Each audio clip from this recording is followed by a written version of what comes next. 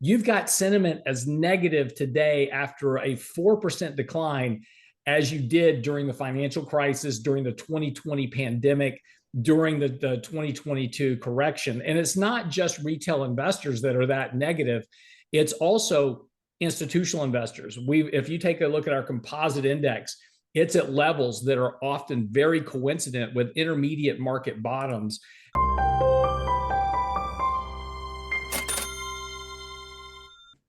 Welcome to Thoughtful Money. I'm Thoughtful Money founder and your host, Adam Taggart, welcoming you back here at the end of the week for another weekly market recap featuring my good friend, the tortuous portfolio manager, Lance Roberts. Lance, how are you? I'm fine. What was the word this week? It was tortuous, not meaning that talking to you is torture, but tortuous means full of twists and turns. And I think that's a good description of both the markets, but just sort of the world we're navigating right now in general over the past week or two. Yeah. Yeah. It's actually been a really interesting week, and what's going to be, I'm going to show you some stuff that we wrote about 2 weeks ago, and it's all come absolutely true. And, and now, we're looking at this like, oh my gosh, what's going on? It's like, well, 2 weeks ago, we told you this was going to happen. And so here it is. So there's nothing to really panic about, but there's some really interesting things that are going on that you might surprise you as well. So we've got a lot of stuff to talk about today.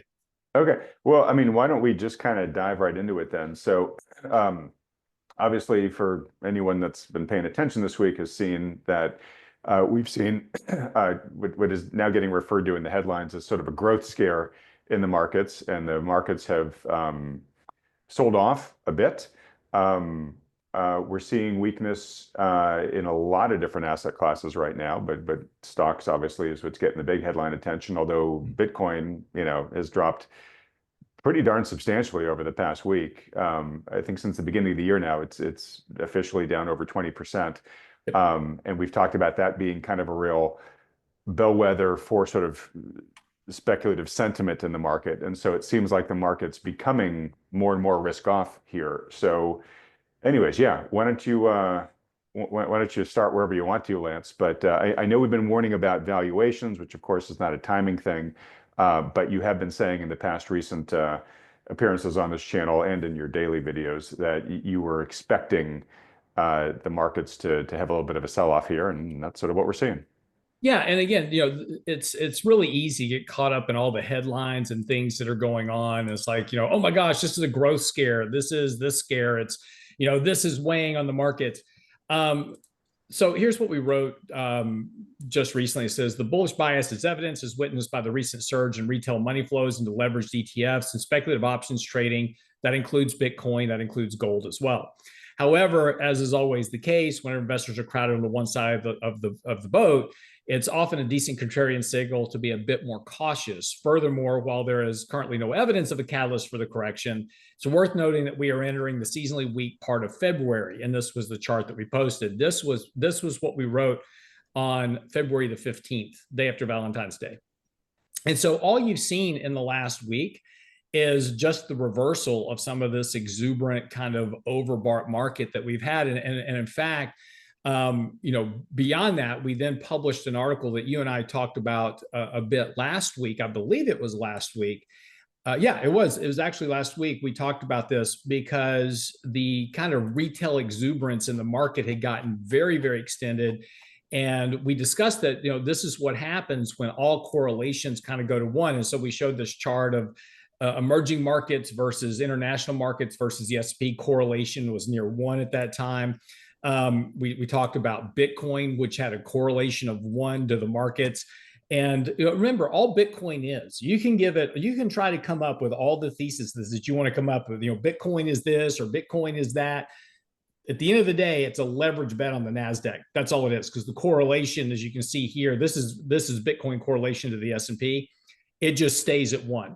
And so now this was over a week ago we published this chart. So when the market corrected by 4%, not surprisingly, you got about a 15% correction in Bitcoin because of its correlation to the equity markets. And if you think that's bad, go take a look at the investors that were piling into MicroStrategy and the 2x leverage MicroStrategy ETF. That's down about 75% over the course of just the last couple of weeks. So again, just a very big drawdown in these leverage bets. Not, and again, this should be of no surprise whatsoever.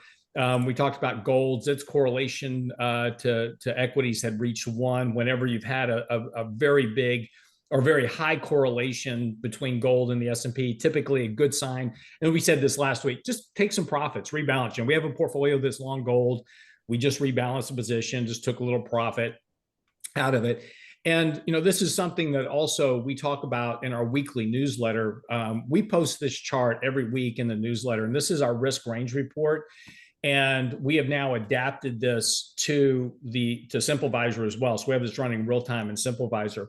But this was 2 weeks ago, and we noted in that article 2 weeks ago that we said, the kind of this oversold condition technology, it was ripe for rotation, and we've seen stocks like Nvidia and Meta get really sold off.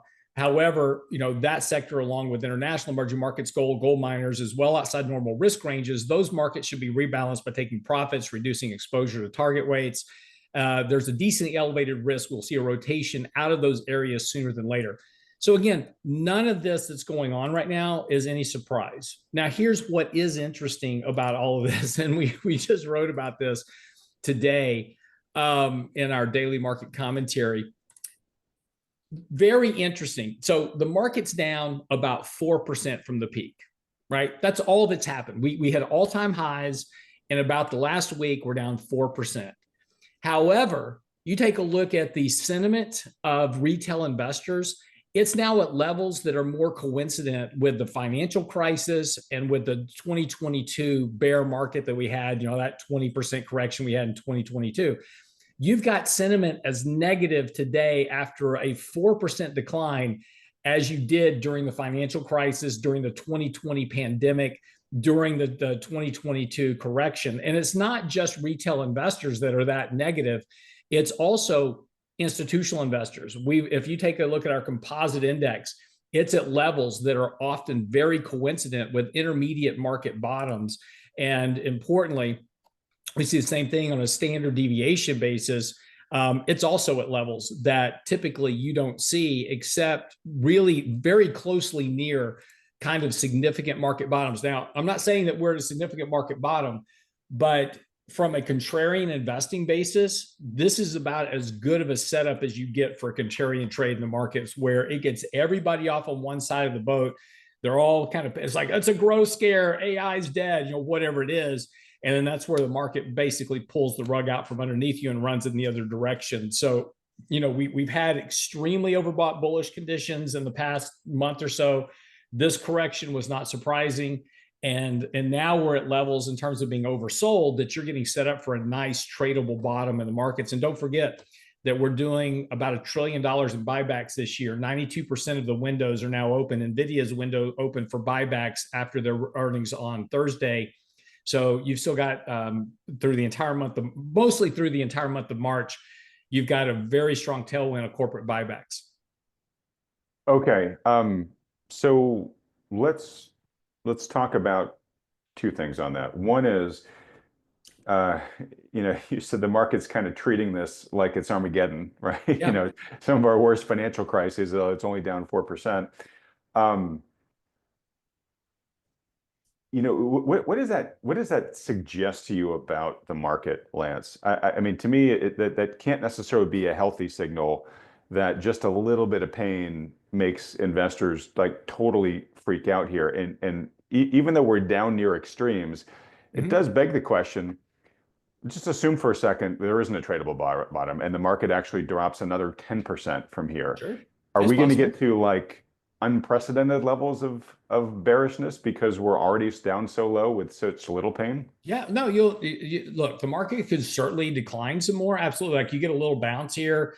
Maybe you get a rebounce, a kind of a tradable rally back to the 50-day moving average. Then we roll over again. So when you get that little bit of a bounce, you get speculators come back in the market, you get a little bit of recovery, and then you get another sell-off in confidence and sentiment.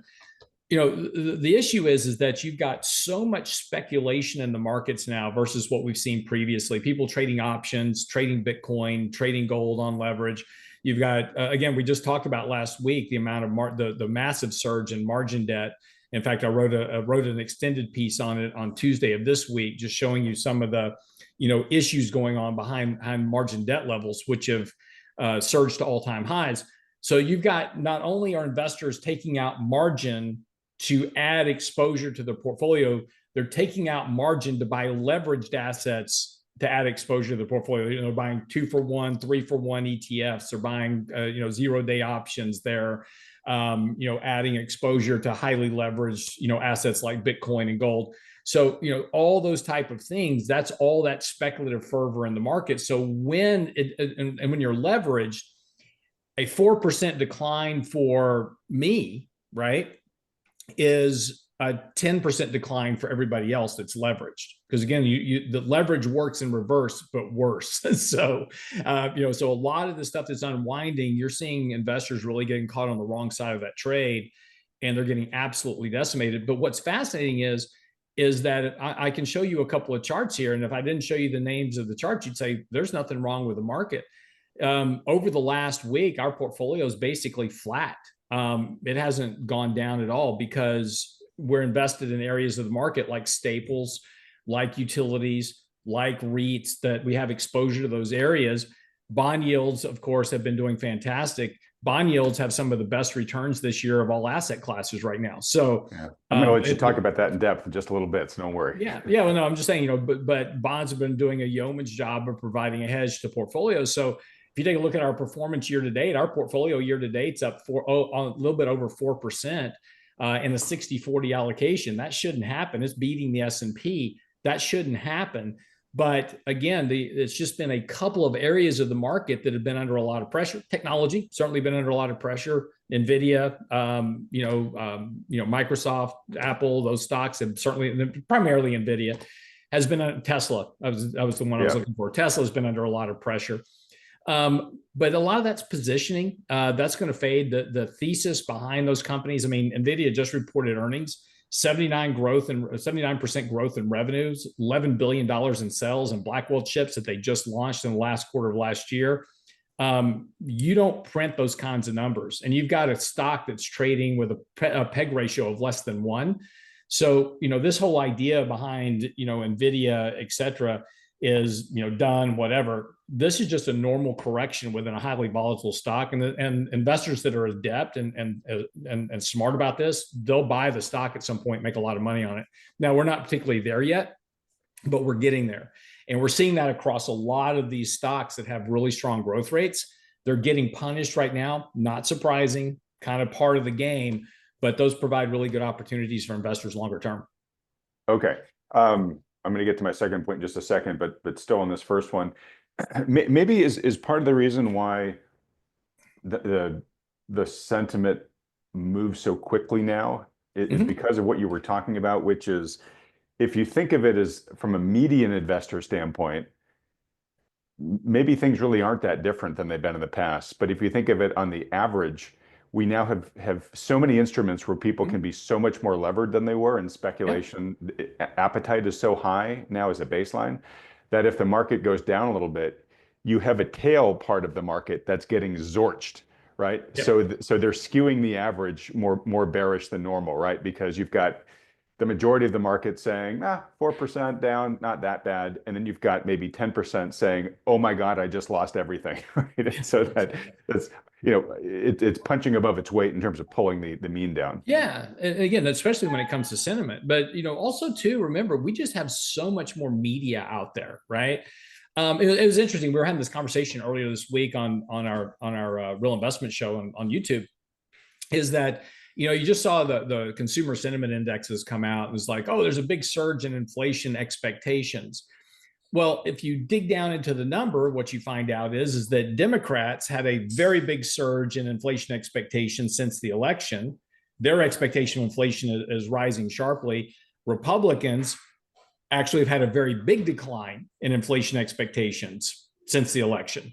And so when you look at the inflation expectations and you look at the skew of that, because you have a big surge in inflation expectations, it tells you a couple of things. One, they're oversampling the Democrats, which is fine. That's part of it. But also, even if you sampled the same amount, of people on both sides, it tells you that the Democrats are expecting a very big surge in inflation and Republicans are expecting a minor decline in inflation. So, however you want to kind of statistically lay out the numbers, but you go back and look at this and you say, okay, well, what's driving that? Well, what's the first thing I see on virtually every YouTube channel out there, the media every day? Oh, the cost of eggs. The cost of eggs are surging, right? And so I'm just feeding that narrative. I'm just telling people, oh, every day it's inflation. Every day this inflation's coming and it's just terrible, and tariffs are going to cause inflation. And so when you go ask people, remember, these are sentiment surveys, right? So I go ask them and I say, Adam, how do you feel about inflation? Oh, inflation's terrible. I mean, I saw it all over the news.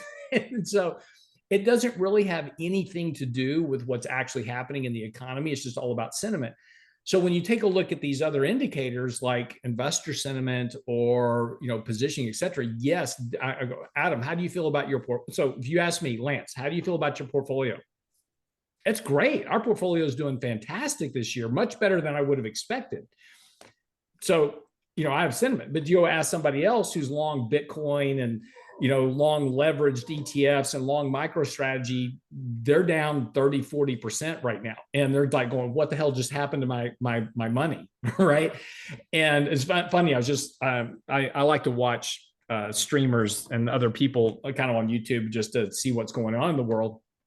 And there was one guy who's a young kid, probably couldn't be more than maybe 28, 30, something like that. And he just got married, and he put all of his money, the money he got from his wedding, he dumped it into Bitcoin right at 100,000 because everybody was telling him that Bitcoin was going to go to 1 million, right? And so now he's like, well, they just went on my wedding money, and he's very depressed about it. He's like, well, but if we get back to 250, I'll be good, right? There's always hope. But see, his outlook on the market is now extremely modified to where it was versus somebody who is just well-diversified, balanced portfolio, looking for, reasonable rates of return in markets. And I think that's the biggest takeaway from this, Adam, is that people are now expecting 15 and 20% rates of return as normal, right? It's like, what do you expect this year? I just a good example. I just literally had a conversation this morning with a prospective client. And as you know, we don't accept clients like this, but he was like, it's like, look, I love what you do. I listen to you every day. I read all your stuff. Well, if you're listening to me every day and you're reading all my stuff, you should know better than to say you want a 15% rate of return in your portfolio. And so it was like, hey, I can't help you. I can't generate that for you. That's not what we do. But that's what we have turned this market into. We've turned it into a giant casino where everybody's figuring out the fastest way to get rich by, I can take my 2 shekels and I can turn it into 50 shekels overnight if I just buy the right asset. Right. Well, as you and I have railed before, so I won't go deep into it now, but we have, for many, many different reasons, we have largely taught most of the current cohort of investors that speculating is investing. Yeah. Right. Yeah. And in some cases, they felt like they've had little choice than to become speculators. And that's, a lot of younger investors, but even the older ones, have gotten, I think, unhealthily used to much more of their portfolio really being geared towards speculative expectations versus true investing. Right. Yeah. And look, and again, I blame the media, right? I blame Wall Street. I blame CNBC. I blame YouTube. I've written articles where I've clipped people on YouTube where I clipped this one video. This was, probably 2021. It was this young couple was like, here's our investing strategy. We buy stuff that goes up. Oh yeah, no, I remember that. Remember that. That brilliant strategy. If I just buy the stuff that's going up, wow, we're going to make a ton of money. I know. And Adam, you know what? I've been doing this for over 35 years now. That I was thinking about this the other day because I was having to rewrite my bio on our website, and my bio said has been investing for over 30 years. And then I started doing the math. It was like, oh, it's been more than 35 now. I'm really getting old. But I've been doing this for over 35 years, and I have yet to figure out how to only buy stuff that goes up. I'm gonna crack that code someday, but I haven't done it yet. Well, and though, I mean, it's not for so I think you blamed the media, you blamed investors, you blamed Wall Street. Well, let me back up. I didn't finish that thought clearly, Adam. What I blame the media about is promoting this idea of get rich quick in the markets. Yeah, I'm right there with you. Yeah, all Right. I wanted to do is add a few more, villains to the soup here, and definitely one I think it strongly is the monetary and fiscal authorities Yep. who have you know uh, continued to add so much liquidity in all different ways they can to try to keep the tide rising Mm-hmm.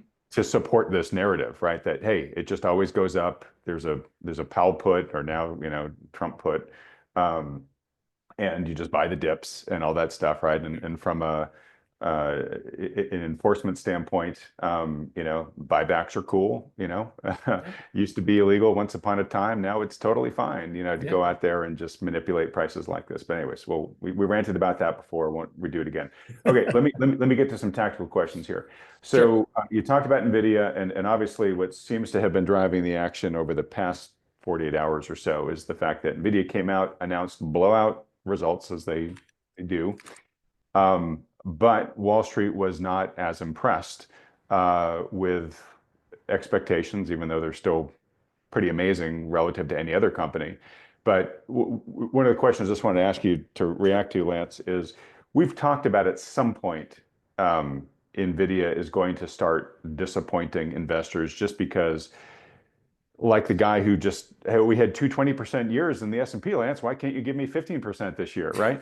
It's Right. just not statistically likely, right? Yeah. And a company like Nvidia can't keep growing at this pace because eventually it will be responsible for all the Earth's GDP and then Mars's future expected GDP after colonization, right? It's just, and so, could this be a sign that we're getting to the point where like, no matter how good Nvidia's results and potential guidances, it's just not enough to meet the market's fantasy pricing or fantasy expectations? Well, the answer is well, the answer is yes. Obviously, the law of large numbers is going to eventually impede the stock. If when you're earning $1 billion a year in revenue, it's really easy to get to 2 billion, right? Or you could even make it more reasonable. It's like if I earn $1 million this year, it's much easier if I've got a really good product to grow to 2 million than it is to grow from 10 billion to 20 billion, right? It's just the law of large numbers when you start getting up that far, which is where they are.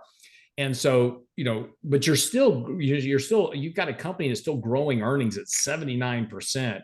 They are just a dominant share of the markets. And we all get wrapped up into the short-term analysis on this, and we forget to step back and look at the fundamentals.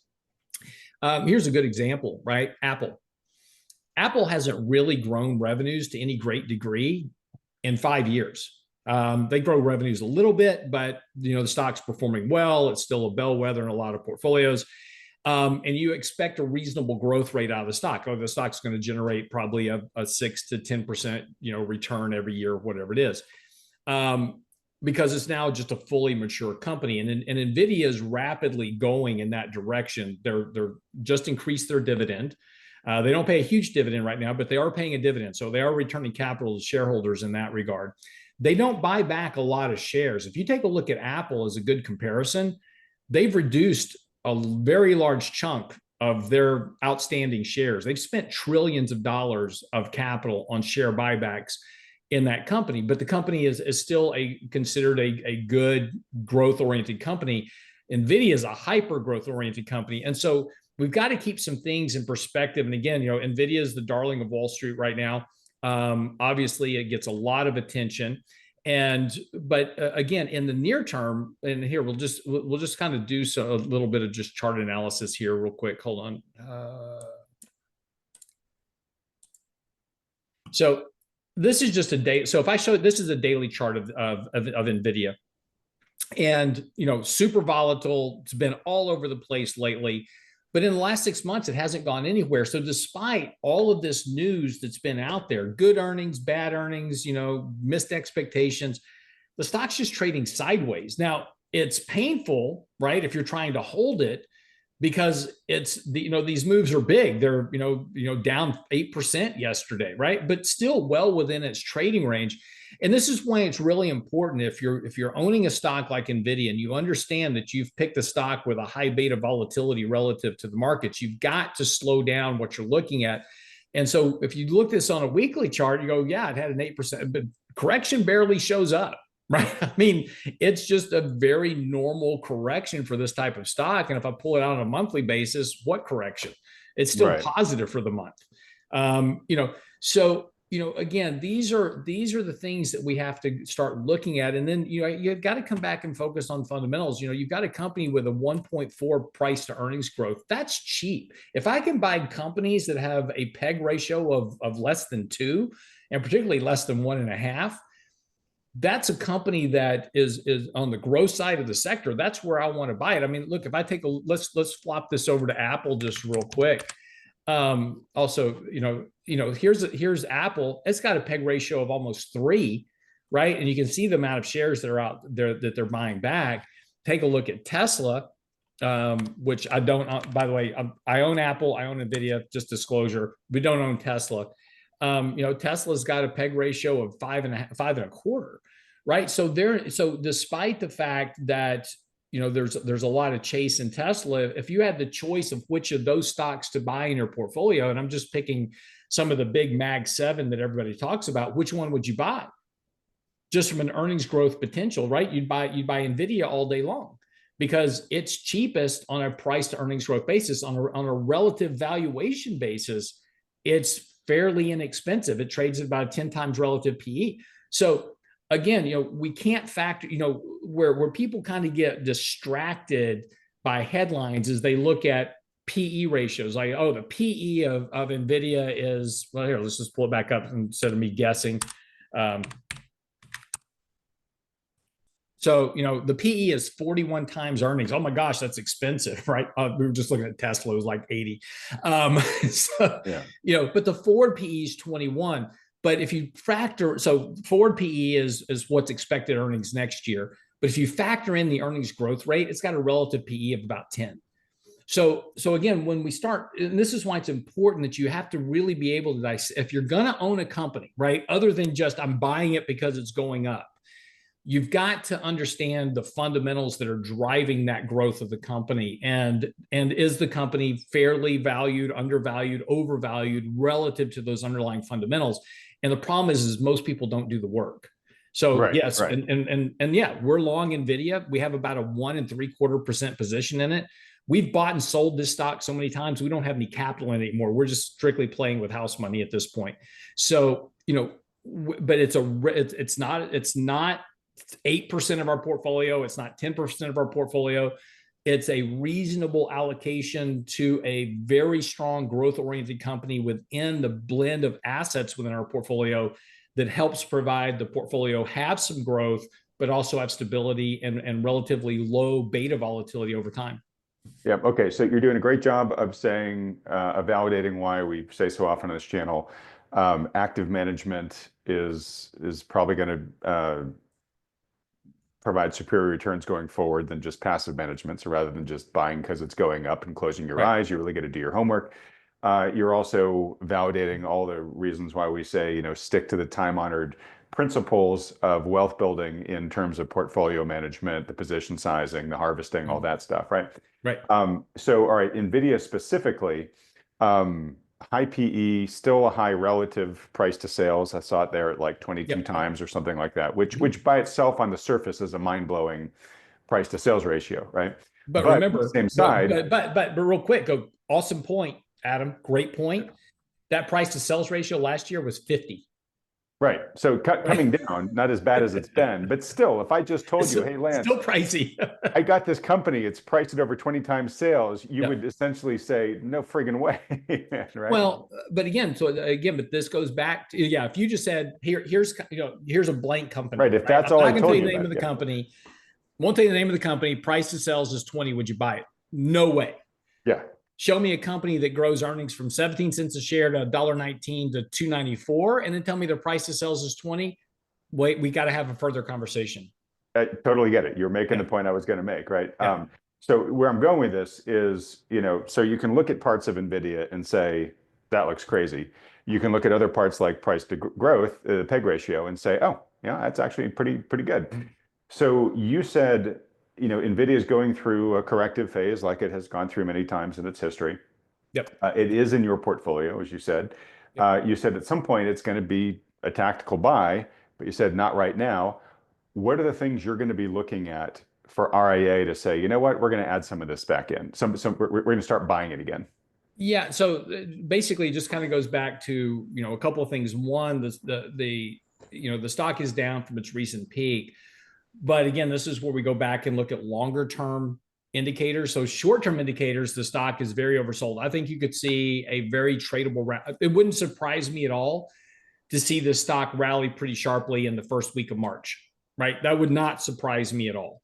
I think we're probably through the bulk of this corrective phase that we're in. But before this stock gets onto its next kind of bull market phase, where you're going to see it, rise, kind of another bull leg higher, that's got some more work to do. So I think, we could see another 3 to 6 months of where the stock just really kind of trades sideways. It maybe makes some marginal new highs, comes back down, flops around a lot, because we're just not oversold really on a weekly or a monthly basis to a level that has previously supported longer term bull markets. We're getting there, right? We're getting there, but we're not there just yet. All right, so So you want to be looking to see it be more yeah. oversold on a technical basis across more time. Correct. And again, we may, but again, real short term, it's oversold. So, it's very likely that in the next, there's a lot of stocks right now in the tech sector that have gotten really beaten up. And in fact, well, let's do some rotation work. This is something that you and I were talking about just a couple of weeks ago. We were talking about sector rotations in the markets and kind of what was going on. Go ahead. While you're bringing this up, I'm just going to ask my second question so you can answer it in your commentary here, which is because you've said, hey, there's been a fair amount of selling and maybe we're near the end of this washout. Is RIA becoming tactically bullish right now? Not yet. Okay. So we've been tactically cautious ever since the beginning of the year. That hasn't changed because some of the issues that are leading us to be more tactically cautious is tariff issues that are going on, this stuff that DOGE is doing in government right now is certainly going to weigh on markets. I just posted a tweet out this morning on X talking about government hiring. We've had a massive surge in government hiring since the post-pandemic under the Biden administration. Just millions upon millions of jobs were added to government roles during that period. If you just reverse government hiring back to where we were at the peak of hiring in 2020, that's about 800,000 jobs that you'll reduce out of government. If you roll it back to where the average has been since about 2015, 2016, just get rid of the excess, right? So a lot of the stuff they're going through is like, hey, are you working or not? Are we just paying you to sit at home and do nothing? Or are you working 2 jobs and getting a government paycheck? If those start getting weeded through, that's a potential of 1.6 million jobs out of government just to get us back to the average since 2015. So there's a good bit of trimming in government employment that will translate through to economic growth and inflation. So you should be expecting slower rates of economic growth, slower rates of inflation, good for bond prices, but not so good for stock prices. So we're not, and so from our positioning, the way we manage portfolios is when things get really, really, and then again, so to our rotation, we talked about 3 weeks ago, I showed you this relative rotation analysis that we do on SimpleVisor. And at that time, technology and discretionary were up here in the right-hand corner. They're now very, very oversold. And things that were really oversold back then, staples, financials, healthcare, those were super in love. You remember just a month or so ago, everybody hated healthcare. Mm-hmm. And now healthcare has just been a huge winner over the course of the last couple of weeks during this volatility. So now we've had this complete flip-flop in the markets to where stuff that was oversold is now very overbought, and things that was very overbought is now very oversold. So, we could very well add to some of our technology positions, like Palantir, which has had a very nice correction here recently. post earnings. Nvidia's had a decent correction. Palo Alto Networks has had a decent correction here. GE Vernova, which is one of our plays on kind of AI data center power generation, had a very decent correction. These stocks are getting decently oversold here to where we can add some money, increase those positions back to target weight for a trade. We get this rotation in the markets and we take that profit back off again. And we do that on a regular basis to try to maximize portfolio returns over time. And if you kind of take a look, this is factors of the market. So we've talked about this as well. So, things like mega cap growth, disruptive tech, that's, the ARK basket, ARK stuff, yeah. ARK ETF, basket of stuff, kind of mid cap growth, small cap growth. Those have all those kind of growth factors of the markets over the last 20 days have been very out of favor. The stuff that was out of favor, like low beta value dividend markets, those have been huge winners. So again, this is why allocation and diversification means a lot in your portfolio. You may suffer a period where stuff like that doesn't perform well, and other factors of your portfolio are doing well, and then that's going to flip flop. So if you have some of these assets to provide counterbalances in your portfolio when you go through these disruptive periods in the markets, and the stuff that was killing it is not killing it some more, you take some profits out of that, and then your value side of your portfolio begins to pick up the slack. You don't have a big drawdown in your portfolio, and it allows you to kind of weather these periods of volatility, which we've been going through. And this could be the case all year long. We could continue to see, things just do this rotation. Just take a look at disruptive tech. So this is this first one up on the screen, right? So what this chart shows you is this table. It shows you the performance over the last 20 days, the performance over the 20 days before that, the 20 days before that, 20 days before that, 60 days before that, 60 days before that. So this is all going back in history. And what you see is that, back in early 2024, ARK was getting killed. And then between about October and, August and October, it was killing it. And it did very well all the way up through really early 2025. And then now lately it's been getting hit again. So you can see how this rotation occurs in the markets when they're in favor, when they're out of favor. And then that kind of gives you a good indication of, okay, we're seeing, and again, you kind of saw this. So just as a good example right here, between October and November of 2024, ARK was killing it, right? Now, we don't own this, but just we're using this as an example. ARK was killing it. In the next 20-day period, that performance really started to fall off. It picked up again, but not a whole lot. And so what you were seeing is this trend of weakness. So when you had this trend begin to change, that was a good indication, hey, harvest some profits because it's going to go through a down cycle. And same thing, down here, you go into low beta value, during that same period where ARK was killing it, it wasn't doing anything, right? I mean, it was just dead. It's like, why don't I own that? Why don't I own more ARK? Why don't I own this dead piece down here?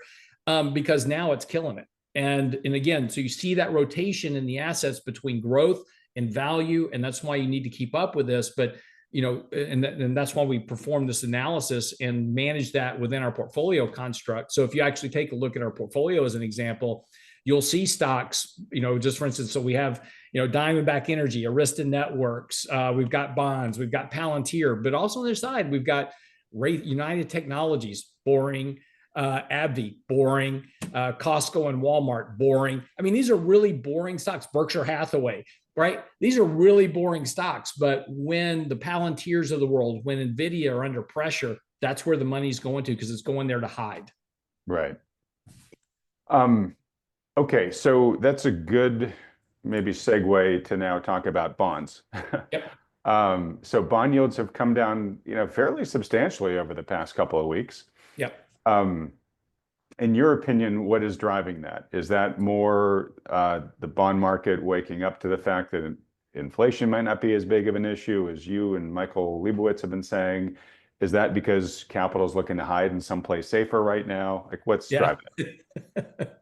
Yeah, it's mostly that. It's mostly just when, look, you had, everything was going up, right? So where was money coming from? Money was coming out of bonds.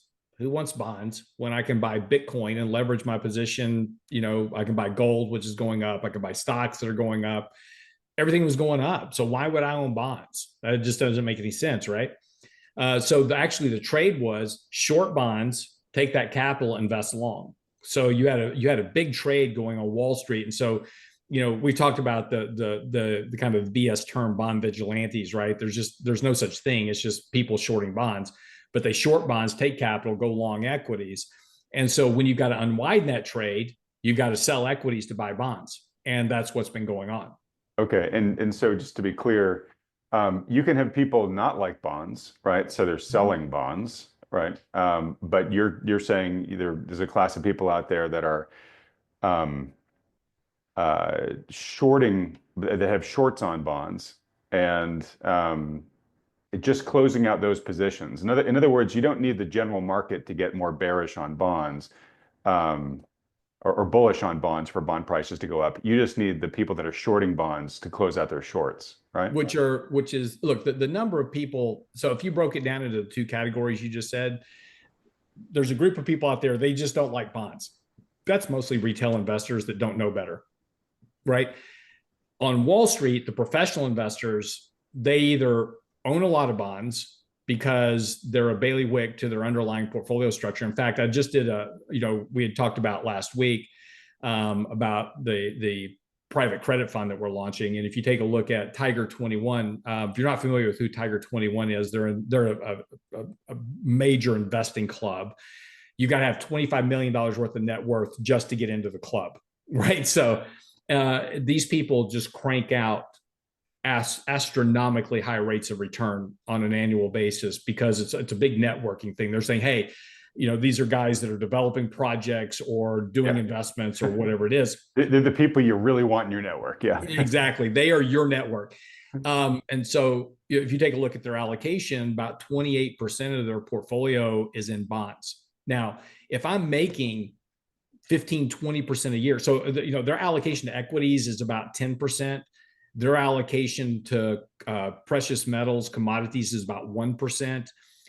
Their allocation to cash is about 10%. Private equity makes up about 20%.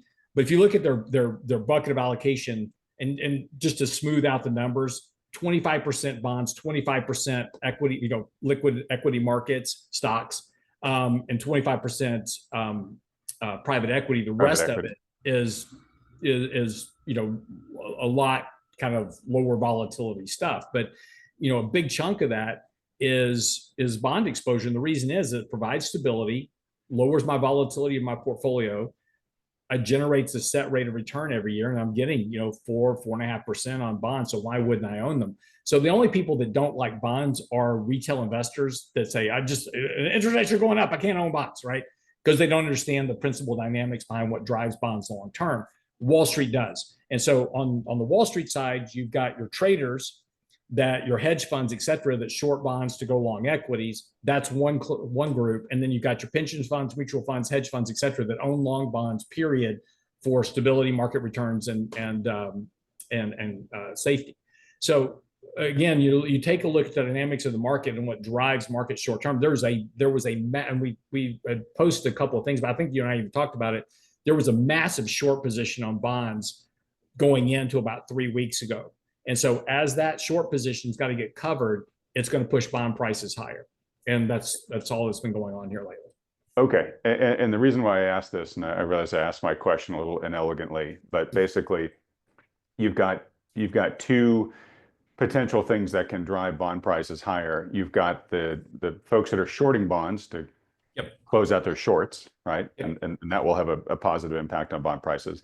And then potentially you have people who just want to buy bonds more, right? Yep. More than they did yesterday, right?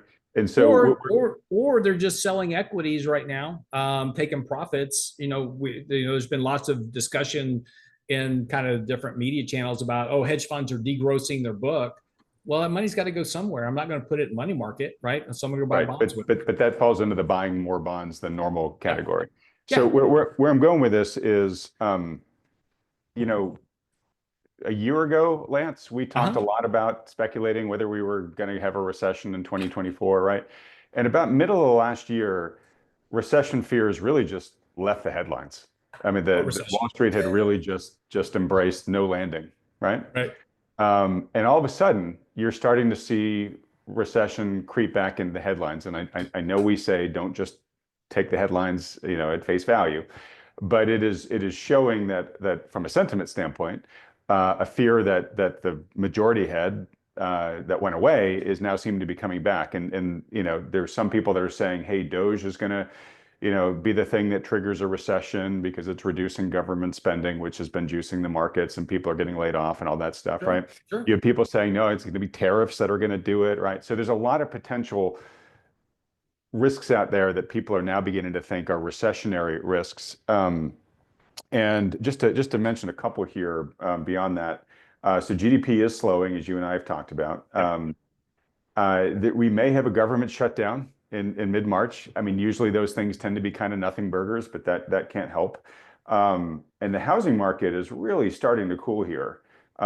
Just on the day we're talking, U.S. pending home sales have collapsed to record lows. Home builders have the most speculative unsold inventory since May of 2008. There's a lot of signs here that the housing market, which has been frozen, right, is continuing to freeze up. The employment market is getting increasingly frozen here. And so, all of those things, right? People feeling increasingly trapped in their homes. I talked in a previous interview to this one about the Guardian article that just recently came out, interviewing a number of people who are sitting on 3% mortgages, right? They've got quote unquote good, cheap mortgages, but they're like, I'm getting to the point where I can't afford my house, right? Property values have gone crazy. My insurance has gone crazy. The maintenance has gone crazy. I'm worried about my job, right? So, all these things are beginning to factor in. We just had data come out today that said consumer spending is really shrinking, and part of that, a big part of that's being attributed to DOGE, and it's actually transfer, like international transmit payments that are going down. But basically, all these things could conspire to Sure. smaller, less consumer spending, and then you begin to get that virtuous cycle, right? So, let's talk about your thoughts about that in general, just as a capital manager. But that is another trigger why somebody might want to go find safety in bonds, right? Yep.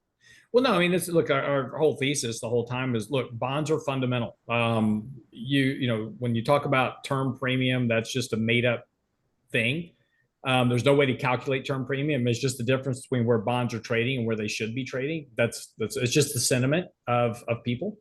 So, but at the end of the day, what drives bond yields is economic growth, inflation, and wages. And those are all deteriorating. Outlooks for incomes and consumer sentiments declining. So again, as the economy returns back towards 2% growth, so is inflation, and so will yields to some degree. So, if the economy is growing at 2, Treasury yields should be around 2.5. There should be some small premium over equity growth, over economic growth. So all that's going to eventually slow. And again, as the things you're all talking about is the things that we've been talking about for a while, is that, if you cut deficit spending, that's going to bring yields down because you've got less money flowing into the economy. That means slower economic growth, because deficit spending has been a big driver for economic growth over the last 15 years. And so now you're starting to repeal that. So all these things that DOGE is doing is a good example. They're great. I mean, why would you not be all for figuring out where you're spending your tax dollars, right? We want to hold all of our companies accountable that we invest in, where they're spending their money, that they're not just wasting their money. It all comes down to earnings and profitability, right? So very diligent about those investments, but somehow we don't care about where government spends our tax dollars. Doesn't really make a lot of sense. But but as they start to dig through this and they start to find where money's getting wasted, or maybe we don't need $300 hammers or $500 toilet seats or whatever it is, and you start fixing some of these things, well, that's just less spending. And government spending has made up a very big chunk of economic growth. So you're going to get slower economic growth from that. And this is, you and I had this conversation before, right before Trump got inaugurated. I said, look, if I'm Donald Trump, I'm coming in first day and saying, hey, look, we're going to clean up Washington before I ask you to take any type of action to cut spending or do whatever in the economy. We're going to clean up Washington first. We're going to fix our problems first before we come to you and ask you to have to extend your retirement for Social Security or whatever it is to try to shore up Social Security. And we're seeing those actions, right? We're seeing those actions taking place now in Washington to cut that spending, but that has a consequence in the economy, has a consequence on the employment number, has a consequence on the GDP number. Government spending is part of the GDP calculation. So that's going to show up, and that's going to translate to slower economic growth. That's why we wrote the article last week about earnings expectations are just too exuberant. S&P is expecting $290 a share in earnings for the S&P into 2026. You're not going to get anywhere close to that with 2% to 2.25% economic growth. It's just not going to happen. And if you do something that economically impacts the growth rate of growth to below 2%, you're certainly not going to get there. And that's going to mean that markets are going to have to reprice current valuations. So there's the real risk that, and again, this is why our premise since the beginning of the year has been curb your enthusiasm, because I think what we've seen so far is what we're going to see all year is going to be just this up and down, back and forth volatility as we start to process this data, right? It's like, yep, slower economic growth, slower PCE, slower whatever it is. And I've got to start refactoring that into what I'm expecting out of companies. Now, that just means that we're going to have, 5% advances and 10% declines and another 10% advance. It's going to be all over the place. It's going to be very hard to navigate, but I just think that's what you got to be set up for this year. So let me just ask you, I got so many questions for you coming off of this, but why then are you expecting a tradable bottom to happen relatively soon in the S&P versus saying, hey, I think the market's starting to get the memo and we're just starting to see the beginning of a repricing here because the market's realizing that these things that have been juicing asset prices are going to be diminished going forward? Because markets don't move in a straight line. And so whenever you get sentiment extremely negative, that means that everybody, again, what drives market prices, right? It's buyers versus sellers. And over the last week or so, we've had an inordinate amount of sellers coming in. And when they want to sell, the buyer said, oh, yeah, I'll buy from you. Yeah, you want me to buy your Nvidia shares? Yep, I'll buy those 8% lower than where they traded yesterday. But that's where the buyers are sitting. And so you see these corrections. Well, eventually you exhaust your sellers. And then the buyers step in and go, well, I want to buy some more Nvidia, but there's nobody selling. So they've got to start bidding up prices to try to find other buyers that were buying willing to sell. And so that's why sentiment is such a key indicator to watch. And when you go back historically and look at sentiment, particularly in the American Association of Retail Investors, you take a look at the National Association of Investment Managers, you take a look at allocation models, whenever those get extremely negative, and again, we've had such a sharp decline in that sentiment just in the last 2 weeks in particular, those are typically good indications that you've got a depletion of sellers, and that's going to allow buyers to step in and create a tradable rally for 2-3 weeks, and then you have to figure out what happens from there. Okay. But again, markets don't go straight up and they don't go straight down. 2022 is a great example of that. For the whole year, yeah, we were down 20%, but there were some boomer tradable rallies during that period. Sure. And I guess where I was going is from what you've said, and I've been intuiting, so I might be intuiting wrong. It wouldn't surprise you if we made up that 4% drop that we just had, and we got back to kind of where we were. Yeah, not at all. But again, if you think, but if the market was to start getting the memo that there's just going to be less money flowing through the economy and stuff like that, and it's going to need to reprice. Well, at some point, you're not going to get back to zero because you're repricing, right? And is that happening now or not? I don't know. General question is, what are you going to look for? But let me show you this, because this may be breaking news. So the last time I looked at the GDPNow estimate for Q1, I think it was around 2.3. Yeah, and I want to say this was about a week ago. No, you don't look at it. Wait, don't show me yet, because I'm not looking at it. Okay. I'm going to say it's now, after today's report, it's at 1.9-ish. Okay, 1.9? That's my guess. Pretty good guess. Totally wrong, though. Negative 1.5%. Yeah, it seems a bit dramatic. Oh, it does seem a bit dramatic, and maybe there's some data point that's skewed it off here a bit, and it'll snap back. But we're starting to get things like this, right? Which is okay. Like we haven't had a negative GDPNow estimate in a long, long time, even temporarily. Right? So I haven't had a chance to go look to see what new report drove this. But Hold on a second. Hold on. Leave that there. I'm reading it. So it was the first quarter real personal consumption expenditures growth rate fell from 2.3 to 1.3. So two things about that. So, be careful, first of all, just everybody reading this. This is a super volatile measure because it's using kind of real-time inputs. So the next update's on March the 3rd. I think it would be back up to 2% if there's an economic report, a good one, coming out between now and next Monday. But this is also a quarterly annualized rate. So you're taking the rate and multiplying it by 4. So so when you have a downturn like this, you're taking the actual downturn. Let's just say it was 1%. It's actually a negative quarter that they then multiply by 4. So it's -1. So, you've also got to keep that into account about how they're calculating this.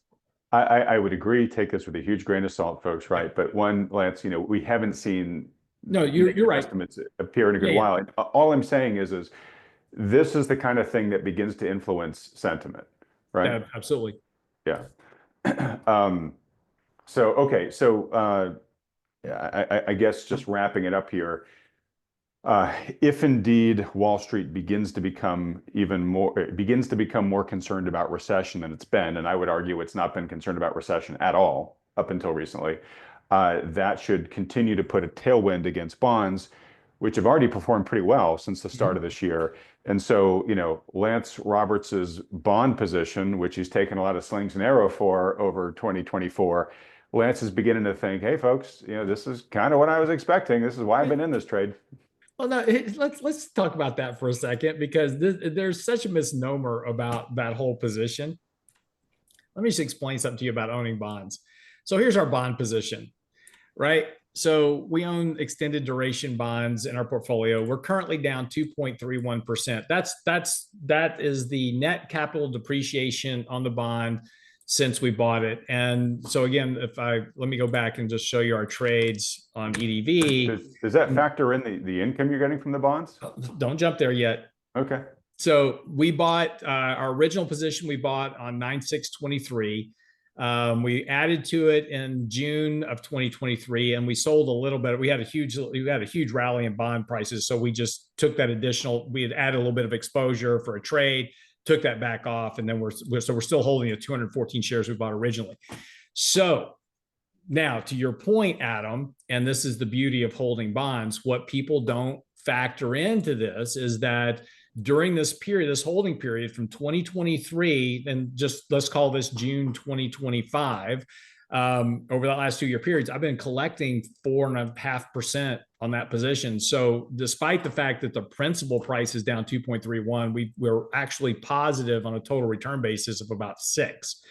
And this is just something that provides lowers the volatility of the overall portfolio, so that over the course of time, as the portfolio is performing, which is the portfolio is our green line, the blue line is the S&P 500, the red line is our benchmark. This is year to date. Our portfolios, but if we just go back over the last 6 months, we're performing basically almost in line where the S&P is, while we've been owning this terrible asset, just a horrible asset of bonds, right? But the volatility of our portfolio is dramatically lower than the S&P, which allows our clients to not only collect income from this, but also stay the course of their investment strategy over time, because they don't have the volatility. And then when things do go wrong in the markets, and again, you can kind of see here, just go back to this year-to-date return real quick. Here's this big decline over the last few weeks in the S&P, and here's our portfolio. It's just basically been flat because bonds have been doing their job of shoring up that volatility in the portfolio. Again, allowing our clients to just kind of stay the course with their investment strategy, which is what we want. The worst thing we do as investors constantly is our emotions. We watch videos that say the end of the world is coming, or recession's coming, or we watch videos that say, be long Bitcoin because it's going to 1 million. And so we go buy these high risk assets. But at the end of the day, what we need is the ability to stay true to our investment strategy, whatever that is. And when you have volatility whipping everything around, you have all these other inputs coming in about the end of the world or whatever it is on headlines. It's like, well, maybe I should, everybody I listen to says you shouldn't own bonds. So maybe I should just sell my bonds. And then you don't really think about why you're selling them. And you just now got rid of a safe asset that's throwing off a yield. Why would you do that? But again, this is just it's what everybody says. I heard this guy on television. He said, you need to sell bonds. You got to be really careful. They're selling bonds for a very different reason. They may be shorting bonds to go buy equities, or they may be shorting bonds to go long, real estate or whatever it is. Their reasoning for selling bonds is probably very different than why you're selling bonds. Yeah, well, and keep that in mind. And also too, like, best practices, old school rules, there's a reason they're best practices and old school rules, right? They have held up over the test of time. And so all these things that we talk about, we mentioned position sizing earlier and trimming and all that type of stuff. But like diversification, that's a word that gets thrown around so much. It's people tend to just sort of glaze over on it, right? And to your point, bonds were for my grandfather. They don't matter in this world. And if you're not in big growth tech, you're missing out. And so, people tend to your point, they rationalize why they should jettison all these time-honored things. And then, of course, their new strategy works just great for them right up to the point where it doesn't, right? And then you realize, oh, well, this is why diversification is really important, and that your year-to-date chart is a great one that just shows, hey, yeah, stocks were a super fun ride, but as soon as things start getting a little rocky there, they drop like crazy. And, there's a lot of people right now that are probably, to your point, probably panicking, starting to sell out right before that thing recovers anyways, right? Right. And they're going to have some stability, you just stay the course, right? Yeah. And Adam, they're going to make another mistake right now. They're going to start thinking, man, look what bonds have been doing this year. I just heard Lance talk about how good bonds are doing this year. I'm going to go buy bonds. Bonds are really overbought right now. So we're probably at the peak of this little rally for bonds. And we're probably going to see some economic data out next week that suggests that, and by the way, if you just happen to look at the recent economic data, now the market's expecting the Fed to cut by 60 basis points this year. So we went from 2 rate cuts to 3 this year on the latest economic data. Well, we get a strong growth number in some number next week, whatever it is. Then all of a sudden, bond yields are going to go up and bond prices are going to come down because now the Fed's not going to have to cut as much. What changed? Nothing, right? It's just that technically bonds are overbought here, just like stocks get overbought. So people are going to come in, they're going to take profits, they're going to reshort their bond position, whatever it is, and they're going to go long equity. So we're probably going to get a rally in equities in March, probably a sell-off in bond, not a dramatic, but we'll see bond prices come down in March, yields go up a little bit, and then we'll see what happens next. But this is always what happens, that investors jump from the frying pan into the fire. It's like, oh my gosh, this isn't working, but bonds are, I'm going to go buy bonds right at the right time that you should be buying equities and maybe taking profits if you're a trader in bond. We don't trade bonds. They're a core position in our portfolio. And remember, this is so critically important. The portfolio I just showed you is a 60-40 allocation. So we own bonds in that, but we have portfolios that are 100% equities. We have portfolios that are 20% bonds, 80% equities. So, it depends on your allocation. So if your allocation is to be 100% equities, then don't buy bonds. But, if bonds are a part of your allocation strategy, you have to manage those just like you manage stocks. Understand that sentiment plays just as big a role in the short term on bonds as it does on stocks. Long term is fundamentals, just like on stocks, but in the short term, it's all about sentiment. Okay. And I appreciate you mentioning that you think they're short term overbought here, because that was one of my next questions. All right. Let's see here. In just a sec, let's pull up the S&P chart just so we can sort of see what it looks like from a technical standpoint. It's terrible. It's terrible. Just you don't even want to look at it. It's horrible. No. We just every week we got to do that. Real quick though, just a couple of things. First off, Lance, so you mentioned, hey, we're a 60-40 shop, but we also have all these other different portfolios. Yeah. Right. Put the chart down just for a second. We're going to talk about a few things before we get to the chart. So that's all right. Okay. I had told you we were going to bring it up. But you have a bunch of other different portfolios that you and the team there at RIA run, and just want to explain to people why you do that, because you have clients of all shapes and sizes, retail, institutional, whatever. Somebody might have a part of their money with you, but other parts, with other advisors allocated an additional way. And this is why it's so important when you work with a financial advisor that they take the time to understand your full financial situation, right? Right.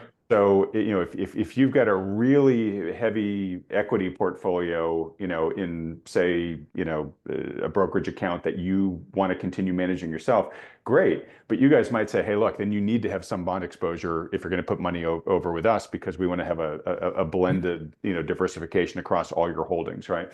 Right. Yeah. So anyway, so part of this is you Well, have to have these other portfolios for the people that well, they're at askew, basically, right? Well, that's yes, that's part of it. But but most of our clients have all their wealth with us, right? So, and the reason is that we do in-depth financial planning, estate planning, all these type of things. And so, when you're working with a really good fiduciary and a really good financial planner, you want to have all your assets in one place. And this way, all those assets are working within the financial plan. You know exactly what's happening with the assets as it relates to your financial plan. If you have other outside assets, you want to incorporate those into the plan and then have that advisor help you manage those assets as well. So you stay on track. The problem for most people is they get these assets and they've got 15 different advisors and they go, oh, I'm diversified. And then when we actually get in there and do the analysis, they're not diversified. They've got heavy cross concentrations between all these advisors because they're all doing the same thing. And they're like, oh my gosh, I didn't realize that. So for the vast majority of our clients, we manage predominantly all of their net worth to make sure it's growing. But they also have different needs. If you're younger, if you're sub 30, you don't need a 60-40 allocation. You probably don't even need an 80-20 allocation. You probably need to be 100% equities because you have time. As you're getting into your 30s and late 30s and 40s, an 80-20 allocation, 70-30 allocation makes a whole lot more sense. Once you get into your 50s, 60-40s making a lot more sense. Once you're in your 70s, 40-60, that type of thing. So we have different allocation models for different stages in life, different needs. But then we have people that come in, they're like, you know what? I am so risk averse. I just want to be in precious metals and the bunker. Well, it's okay. We got a portfolio for that. It's called all weather, right? It's got gold. It's got super conservative, high dividend yielding stocks with strong fundamentals, very small portion of the portfolio on that. You got some cash equivalents. You've got some bonds in there. But it'll pretty much weather a nuclear fallout. So, we've got a portfolio for that. We just launched this private credit real estate fund. So for people that need that exposure, we have that as well. So our job is to create asset construction to fit the design of the financial portfolio. So again, your financial needs drive the asset and allocation construction. So as you do the financial planning, and this is where a lot of people go wrong, they hire advisors thinking they're portfolio managers, and that's not what you do. If you want to just hire a portfolio manager, go buy a mutual fund. You want to hire an advisor that says, here's your financial structure. This is what we've got to do to make this financial structure work. This is what we've got to do to protect it. That's your trust, that's your wills, that's your estate planning, insurance planning, et cetera. So now your assets are protected. And now we've got to create this rate of return. How do we do that? That's where we construct the model to fit that return allocation. And that can be different for all varieties and types of people. From, we manage family offices, we manage institutions, we manage individuals, and they all have very different needs. Okay. Well, thanks for that explanation. I wanted folks to understand, because I'm sure some folks have been like, well, wait a minute, like if Lance keeps talking about 60-40, why is he talking about this other stuff? So that's really helpful. Well, yeah. It's 60-40 is just kind of it's kind of our flagship model, I guess, because right. Most of our clients are near retirement or in retirement. So, probably if you look at a strata of all the different models we run, there's a disproportionate weight in that 60-40 allocation. Yeah, I just wanted folks to understand that RIA serves a lot more than just vanilla in terms of ice cream flavors based upon exactly. We have some chocolate, some mint chocolate chip, and a little bit of praline. Yeah, but no Rocky Road. Nobody wants that. No, we got Rocky Road. Nobody wants their portfolio in something called Rocky Road. Yeah, exactly. All right. Well, look, very quick, folks. We talked about this in depth last week, so we won't go through it here. But Lance and the team there at RIA have launched a private credit and real estate fund for accredited and qualified investors. And if you didn't hear about it last week, but you want more details about it, you can just go to thoughtfulmoney.com, fill out the short form there, and in the little memo section, just type in private credit fund, and then Lance and his team will reach out to you with all the details on that. Yep. Also, too, don't forget while you're there too at thoughtfulmoney.com, don't forget to go to thoughtfulmoney.com/conference, because the day this video goes out, I think you have like less than 48 hours to buy your ticket for our online spring conference on Saturday, March 15th at the early bird price. So I want to make sure everybody who come to the conference gets the lowest price possible. So if you haven't bought your ticket yet, buy it now. All right, last thing before we get to the chart, Lance. It's just, I thought about making this the rant, and I won't, but I do just want to make a quick point, which is, no. So there's been a lot of emotional discussion about what's going on right now with DOGE. And you know, I want to just take a second to talk about it, because there's probably going to be a lot more of this going forward, right? We can talk clinically about it. I just want to make sure people don't think we're heartless to the fact that there's a real human cost to this when people are losing their jobs and families are, getting disrupted and whatnot. The point I want to make is, and it's similar to housing, which I'll tie it to in a second, is we have to be willing to pay the price of the cures that we want to see. And again, I'm not trying to be insensitive or disrespectful to anybody who gets impacted by these things, but if you're one of the people, and I think most of the people watching this channel are, who is for greater fiscal prudence, right? Greater fiscal responsibility, greater fiscal restraint. We want America to deal with its, burgeoning debt and underfunded liabilities problems and things like that. In theory, I think it's really easy for people to be in support of that, right? Almost who wouldn't be, right? Very few people are going to say, hey, I think we should be fiscally irresponsible, right? But if you're going to be on that train, which I think you should be, then you have to realize, okay, well, there's a price to getting our books back into order, and cuts are going to be part of that. And, the debate needs to be on where should those cuts be? What are the appropriate cuts to make? But to be for the change, and then when it comes time to enact the change, start saying, well, hey, this doesn't feel good, right? You have to be an adult about the fact that the cure requires a price. Same thing in housing, right? I think most people think housing's way too overvalued. They totally get the fact that unaffordability is at record levels. Everybody decries the fact that younger generations are having trouble getting bought in. But, I do see people out there, when it starts to be the value of their house that's under threat, they start saying, hey, wait a minute, right? And so, part of what we have to do as a society here is to say, hey, look, we can all agree there's a lot of really needed reforms out there. We just have to be eyes wide open and mature about the fact that right-sizing things have a cost. Same thing with the markets, right? Lance, you and I have talked about how crazy market valuations are right now, right? And at the Houston event, we had people there saying, I can't wait until there are better valuations, right? A lot of us feel the same way, but you got to be willing to pay the price that, hey, a lot of the financial assets you have are going to get whacked, if we do have a true right sizing down to quote unquote fair value in the market. And you've got to be adult about the fact that, there is sacrifice that needs to be made to affect the reforms we want to see. Well, this is the interesting thing, Adam, right? So on your channel, you've interviewed people that have been railing about the debt and the deficit. It's going to cause economic collapse because, we have the deficit's out of control, the debt's out of control. We're going to lose reserve currency status. All these people you've interviewed that have these doom and gloom headlines. Well, how are you going to fix that? If you're worried about the deficit, if you're worried about the debt, if you're worried about the reserve currency status, how are you going to fix it? If you're not, I want to let you run. I just want to clarify one thing. Most of the people that I interview on this channel are not selling the doom and gloom of like the dollar is going to zero, we're losing reserve currency status and all this stuff. They're more like the trajectory we're on is going to continue to diminish economic opportunity. It's going to increase wealth disparity. Right. So yes, I'm just saying that they're not going to Armageddon necessarily, but they yes are concerned about these trajectories. Okay, that's fine. But what's the solution? if you're not going to do exactly what DOGE is doing, how were you planning on fixing the problem to start with? Were you just kind of hoping you were going to wake up one day and it magically fix itself? Or here's the other thing, like all these people that are out there promoting, like, oh, boy, if this market would just crash, I would be a big buyer of stocks. No, you won't.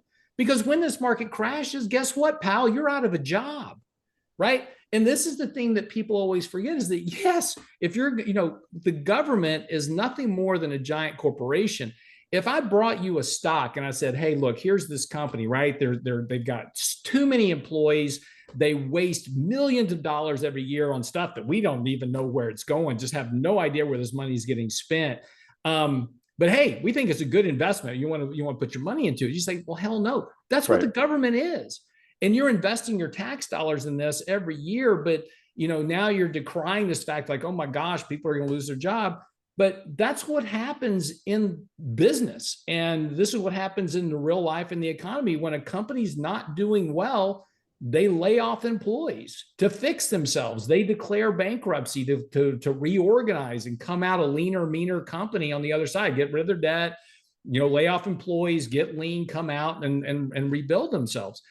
But that's just part of the process. And so how, these people that are all running around going, oh my gosh, this is terrible. This is how you fix the problem. The very problems that you've all been crying about with the debts and the deficits and the out of control spending and government largesse, the asset price bubble, and yeah, this is how you fix it. And yeah, you know what? It's bad. People are going to lose their jobs. Absolutely. That's part of the process of cleanup. When you get too fat and bloated, you're going to have to trim some of the fat eventually. That's just part of the process. And yes, there is a real economic consequence for this. But for a lot of these, people, this is what you've been rooting for. You've been rooting for this whole recession to come along. You've been rooting for this big, market crash to prove you right that stocks are going to go down. Well, this will probably do it at some point, and then you'll get your wish. But this is part of that process. Yeah, and that's just the point I'm trying to make here, which is, it's not fun. The difference between theory and reality sometimes can be pretty brutal. But if we agree that the end result is where we want to go, we have to be willing to pay the price for the cure. Yeah. Okay. You didn't get fat overnight. You're not going to get skinny overnight. Great point. All right. All right. Let's get to the S&P chart. Let's get to your trades. And I'm going to try to squeeze in a very quick rant before we wrap up. Wait, that wasn't the rant. I thought that was the whole rant. I was good to go on that one. Oh yeah. No. Like I said I was going to make it the rant, but I had this other thing. All good. Listen, nothing's really, again, it seemed terrible over the last week. And again, there's all this kind of panic and everything going on, but all we've done is just retrace back down to support levels in the markets, bounced off of it on Friday. Markets are getting decently oversold. We talked about last week, the money flows were starting to roll over here a bit. That's continued this week. Markets are now back to oversold conditions. So and this goes back to what we're saying. Sorry to interrupt. Go ahead. So the pink is money flows there. It's usually green. Oh yeah. So I'm playing around with a new analysis. So yes, normally it's green. What I'm working with right now is potentially playing around with money flows a bit to create like a MACD oscillator. So for instance, the moving average convergence divergence at the top of the chart here, this is basically two moving averages. So when the short term crosses the long term moving average, that means the momentum is slowing in the markets. Typically, that's a good sell signal for the markets to reduce exposure. When the short term crosses above the long term, it gives you a good signal to add exposure to the market. So don't look at this bottom chart yet. Don't like run away with it and say, oh, this is what we're doing. I'm playing around with this idea. I've got to figure out, I'm working with Mike to build a smooth oscillator model that will use a short-term and a longer-term money flow to create an actual buy-sell signal of money flows in the market. So we're working on this. But that's why it looks different this week. Work in progress, and I wasn't really reacting to color. It was that when we saw this last week, it had just started to tick down, and we were like, wow, we can't really tell whether this is really a trend or not. But man, it seems to have fallen off a cliff there at the end. Yeah, no, it did. Yeah, well, of course, because you had here, I'll change it back to green to make you happy. No, don't worry. But definitely this week we've had a lot of selling. So that's certainly money flow coming out of the market, right? Because you're selling, that means you're taking money out of the market. And that's certainly come down sharply this week. Now, whether or not it holds here, don't know yet. Very likely we're going to get a bounce back up towards the 20 or the 50-day moving average. The first level of resistance is going to be the 100 right at 59.50-ish. If we can get above that, you run into the 50-day moving average at 59, call it 59.95, and then right at 6,000 for the 20-day moving average. So there's a lot of overhead resistance. We have good negative sentiment, market's oversold, decent room for a bounce here over the next week. And then we'll see what happens. If the market then fails, comes back down, retests this low and breaks it, then we're going to come down and check the 200-day moving average. So that's the next level of support. But we've got good support right here going all the way back to November of last year. Should get a little bit of a rally here. Use that rally to reduce risk, rebalance your portfolio, make changes that you need to change, raise a little bit of cash if you want. The only thing that really changes this signal right now is if we clear out to all-time highs. If we clear out to all-time highs, then this correction process is over and we're back into a bull market. I don't think that's going to happen. I think we're going to be stuck here for a little bit. So again, use rallies to your benefit. If you're a trader, this is probably a decent entry point to add a little bit of exposure to portfolio for a trade, and then look to clear it out as you start to get to those resistance levels. Okay, great. And folks, as usual, we'll be tracking this week to week here with Lance, so you can see how this story unfolds, right? Yeah. Do we roll over, or do we get back to all-time highs and go back into a new bull? Yeah, I don't think all-time highs are in the cards. Maybe not even this year. I mean, it may be very possible that we just flop around here for a bit. I do think there's a reasonable risk that this summer we get a 10 to 15% clip. And then we rally back into the end of the year and kind of wind up back where we are now. So, I mean, it wouldn't surprise me to see us about right here by the end of the year. I'm not saying that's going to happen, but that would not be surprising. Okay, and that's not contradictory with the number of folks that have come on the program recently, especially the active managers and the volatility traders, the Jim Carsons of the world, et cetera, who are kind of like rubbing their hands together for this year, saying, great year for us because we trade these swings, and that's how we really make a lot of money, even in a year that's flat from beginning to end, right? Yep. Oh no, this as I showed you in our portfolio is doing great this year because we've been able to pick some, kind of adjust our portfolio a little bit for this market, and this type of market's really good for us. Markets that are not good for us is when you just get this kind of trending market that just goes straight up every day, and it's S&P just leading the way, and you don't get any real rotations. That type of market, which is mostly driven by your Mag 7, your top 10 stocks because of the passive trade, that really kind of that impairs our performance. We don't do as well. I mean, we still make money, but we don't do as well because the value stocks underperform more than they should. Well, and that's when everybody says, well, why do I need a financial advisor? It's so easy to make money, right? And then they sleepwalk into the buzzsaw of a year like year 2022. So, this is my kind of year. I like this. So okay. Well, it's good to see the good guys winning here. All right. So trades, despite all this, have you made any actual active trades this week? Just two. So we do active tax loss harvesting all year long. Most people do it right at the end of the year. We don't have, as I showed you our portfolio holdings earlier, we don't have a lot of stocks running at losses. So AMD was one of our holdings, along with Nvidia. So we're kind of overweight the semiconductor space, not by a whole lot, but a little on a relative basis. So we were down slightly in AMD, but again, like Nvidia, we've bought and sold that position over and over again, over the last couple of years in particular. So, even though the position was quote unquote at a loss for tax purposes, we actually have a gain in the position. But we sold that position and bought and swapped it for a position in Arista Networks. And the reason is that we don't have any network exposure in our portfolio. So, we've got some cybersecurity with Palo Alto Networks. We've got some defense AI with Palantir. We've got Nvidia on the GPU side, but we didn't have anything really on the networking side for building out these artificial networks, these networks for artificial intelligence. And so we added a starter position in Arista Networks, and we're going to add to that position. Hopefully, if we can get a little bit of a pullback, I'd like to add that a little bit cheaper level, but I think that's going to work out well for us. Okay, great. All right. Well, look, in wrapping things up here, I got a quick little rant, which hopefully is actually more of a positive parable here. And Lance, I'm pretty sure it's one that you can add to as well. So I can always add to something. I'm calling this one "Know Your Worth." So a little bit of personal history. So I have an older brother who's 4 years older than me. He might even be listening to this video, and if so, I apologize. So he beat on me a lot when we were growing up. And he was 4 years older than me, more athletic than me. And whenever we got in a fight, it was clear who was going to win. It was never in question who the victor was going to be. He just had a lot more mass and experience on me.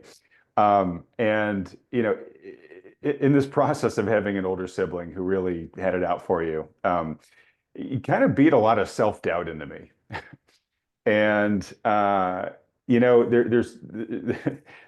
definitely was some bad elements to it. There's some good elements to it as well. It really helped me keep a lid on developing any sort of outsized sense of pride or hubris about myself. But as a result, and I don't blame it all on him by any stretch, folks. But in my career, it took me a long time to see my value. So I worked hard for companies, and in retrospect, I see that in a lot of cases, I let employers take advantage of me. Maybe even in certain cases, exploit me. I had a couple of employers, couple of partners where, looking back, I'm like, I got really taken advantage of in that situation. And the reason why I'm kind of telling people this is, when I got to the point where I really developed, I really saw, I think, a fairer picture of my value. It gave me a lot of confidence to do things that I didn't think I could do earlier, and gave me the confidence to eventually go out and go truly independent, like I'm doing right now. And I wouldn't have made that jump if I hadn't developed an accurate sense of what I thought my value in the marketplace was that I wanted to go pursue. And it's funny, it's hard not to look back on those previous experiences and not feel a lot of frustration and a lot of anger.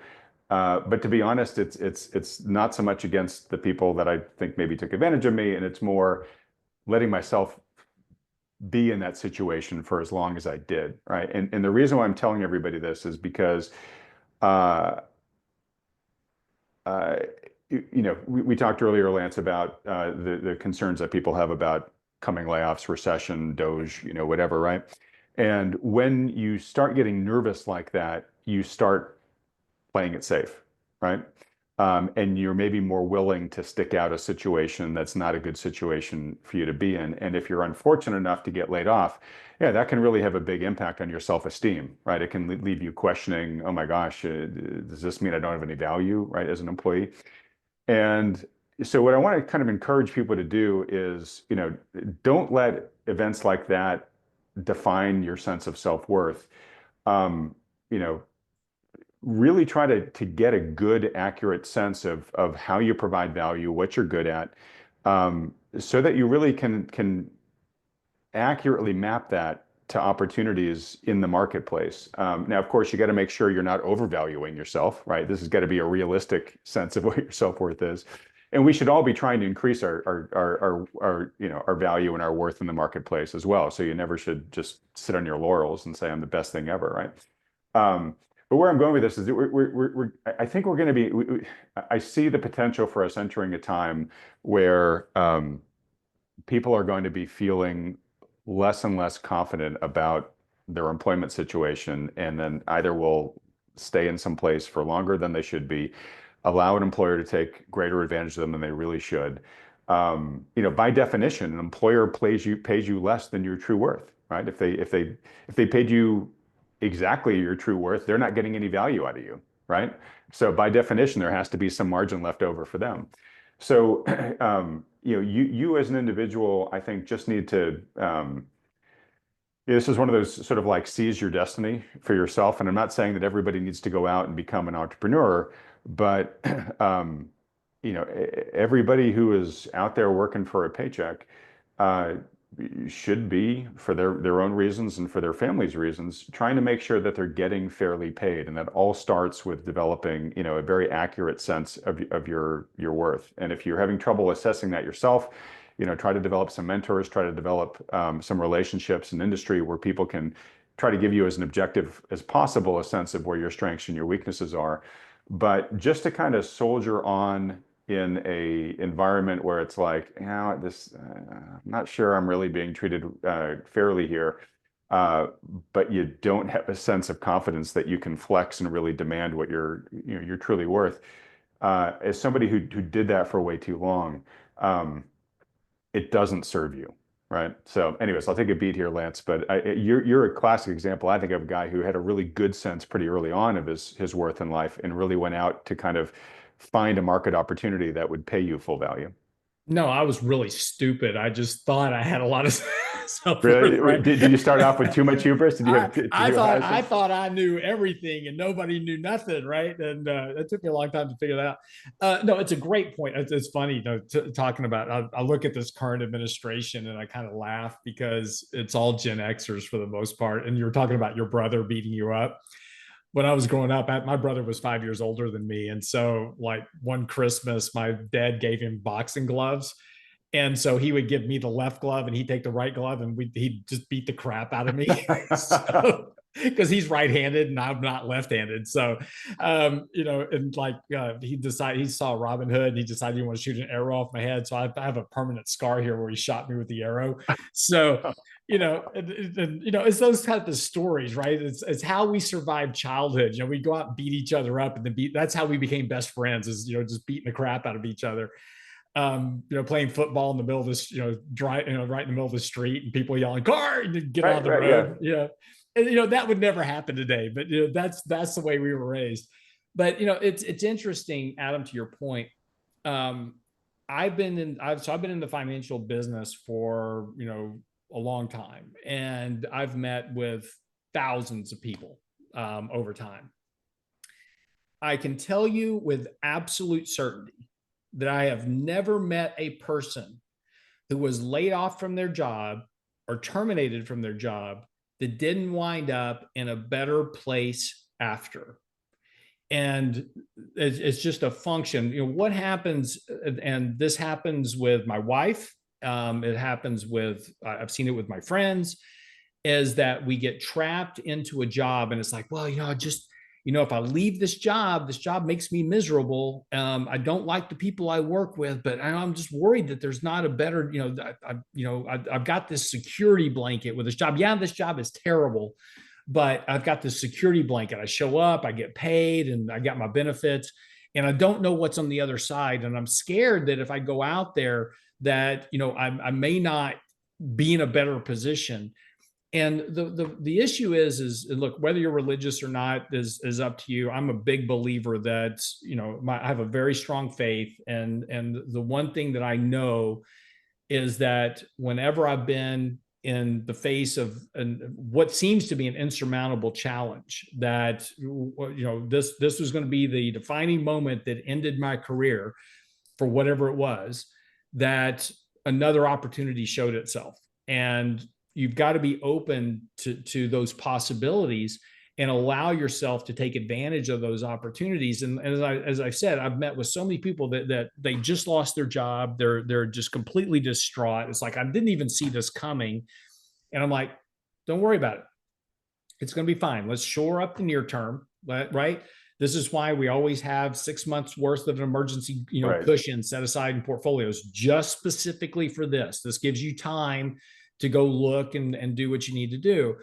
And again, I've never met a person in my life. And look, maybe I'm just weird and I've just gotten lucky that I've never met a person but I've never met a person who got terminated from a job and wound up in a worse job somewhere else.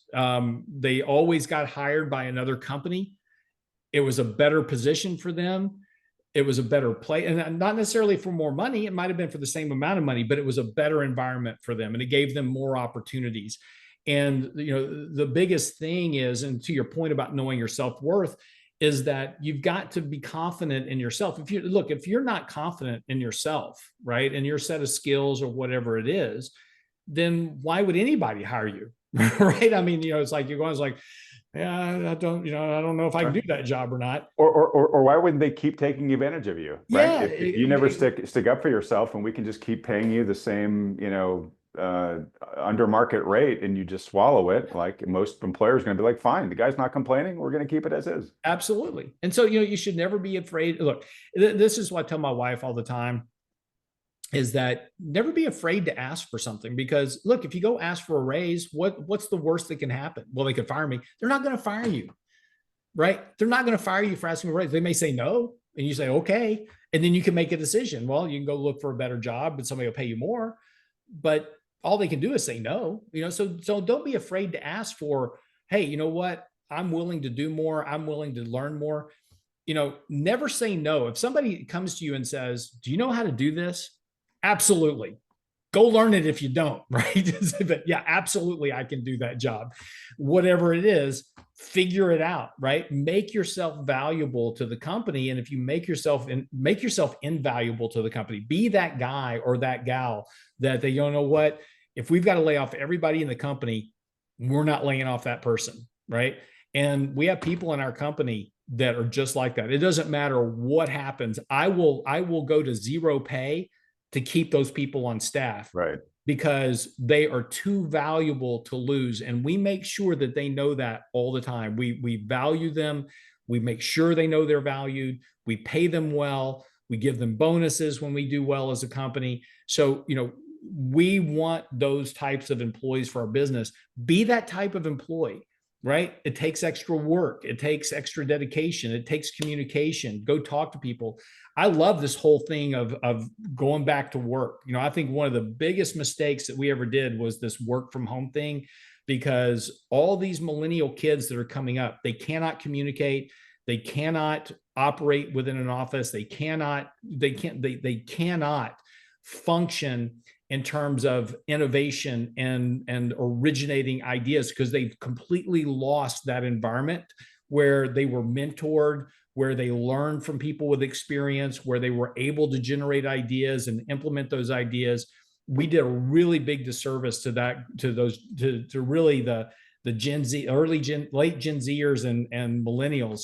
We've really done a disservice to them over the last few years. So, I think, we've got to get these people back in the office where they get those mentored relationships working again. All right. I could keep going on this, Lance, but I'm looking at the time. I promised to get you out right here, so we will.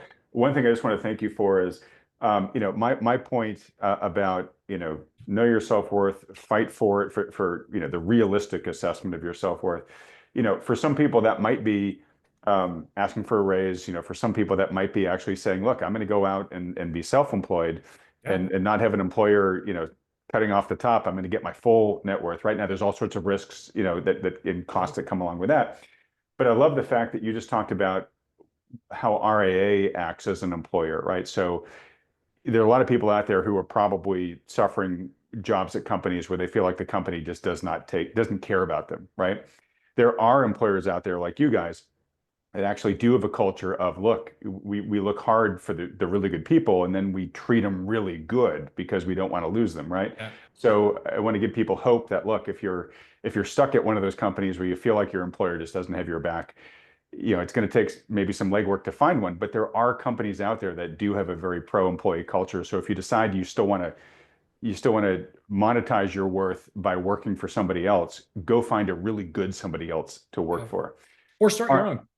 Yeah, or go out and start your own. And again, we're Lance and I are happy to answer questions, for anyone thinking about doing that, because there are definitely really big pros and cons, and lots of challenges. But if it works out well, there's nothing better. So maybe we should maybe we should do an Ask Anything session about starting your own business.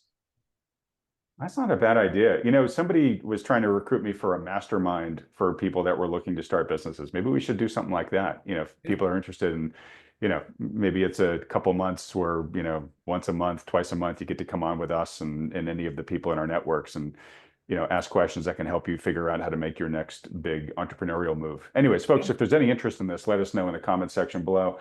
All right, in wrapping up, Lance, first off, folks, if you think the best way to increase your personal sense of worth is to continue watching Lance Roberts on this channel week in and week out, please let him know that by hitting the like button and then clicking the subscribe button below, as well as that little bell icon right next to it. As I mentioned, well, as we say every week, obviously, if you want some help in navigating the road that lies ahead, and the road that lies ahead definitely seems like it's going to be pretty bumpy this year, highly recommend you do that following the guidance of a good financial advisor, one that takes into account everything that Lance and I talked about here. If you've got a good one who's doing that, great, stick with them. But if not, consider scheduling a free consultation with one of the financial advisors that Thoughtful Money endorses, perhaps even Lance and his team there at RAA. To do that, just go to thoughtfulmoney.com, fill out the short form, and the firms will be in touch with you right away. Don't forget, while you're there at Thoughtful Money, to go to thoughtfulmoney.com/conference and sign up for our conference. It's only, like I said, what, 2 weeks away at this point, Lance? Mm. And the early bird price expires on Sunday at midnight. So if you're watching this the morning it comes out, you have less than 48 hours. So go buy your ticket now. All right, Lance, my friend, it's always great. Another great weekend here. Things are getting quite interesting. I think we're going to have a lot to talk about as this year progresses. Yep. Any bits of parting wisdom for the audience? Look, just, focus on what matters and, don't pay so much attention to all the headlines. And, look, this is going to be a volatile year. Focus on the things that matter in your portfolio and rethink about, how much risk you're taking. And if you need help, send me emails. I'm happy to help. So. All right. Thanks so much, buddy. Everybody else, thanks so much for watching.